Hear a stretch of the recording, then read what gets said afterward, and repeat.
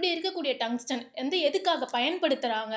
அத நம்ம எதுக்காக வந்து யூஸ் பண்ணுவோம் அப்படின்னா, டங்ஸ்டன வந்து பார்த்தீங்கன்னா, நம்ம நார்மல் பல்ப் அதில ஃபிலமென்ட் இருக்கும் இல்லையா?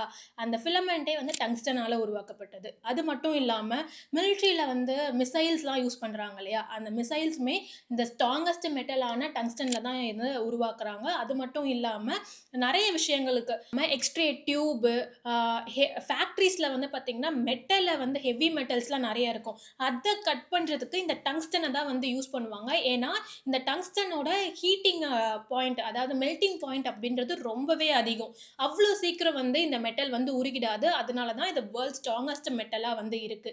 இப்படி இருக்கக்கூடிய டங்ஸ்டனோட ஆவரேஜ் 1 கிலோ டங்ஸ்டனோட விலை என்னவா இருக்கு அப்படின்னா, ஒரு $25 இருந்து $2500 வரைக்குமே வந்து பார்த்தீங்கன்னா, இந்த டங்ஸ்டனோட ரேட் வந்து இப்போதைக்கு இருக்கு.